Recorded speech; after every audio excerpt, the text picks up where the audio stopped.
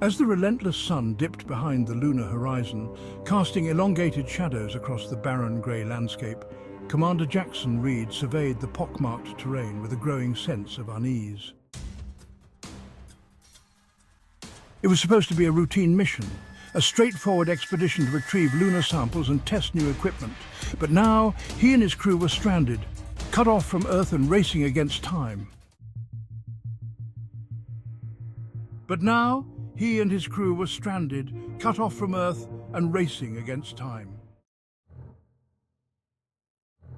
Houston, do you copy? Houston, this is Artemis Base. Come in. The crackling of static was the only response. Communication systems had failed, leaving the three astronauts isolated.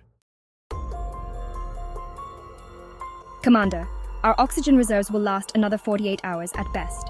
The communications array is beyond repair unless we can find a way to boost its signal using what we have.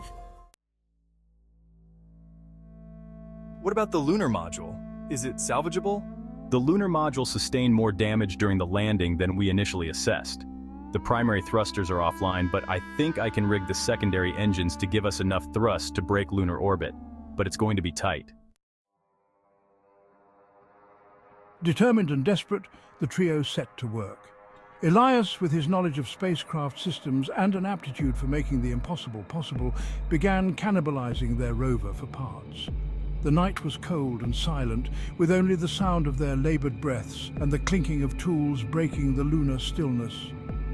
As Elias worked tirelessly, Jackson and Mira scoured their supplies, hoping to find anything that could aid their efforts. Commander, if we can amplify the signal using the rover's antenna and reroute it through the suit communicators, it might just give us a shot to reach Houston.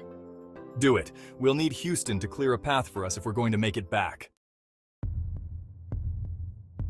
Hours blurred into a marathon of frantic engineering and sheer will. The cold, desolate expanse of the moon loomed ever-present, a stark reminder of their fragile existence and the home they might never see again. As they worked, the Earth hung in the sky, a blue and white marble jewel, tantalizingly close yet unimaginably far.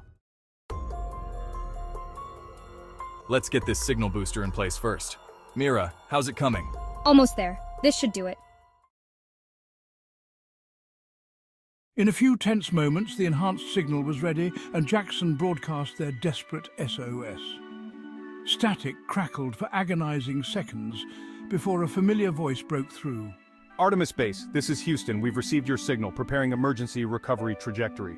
Relief washed over them, but the race against time wasn't over.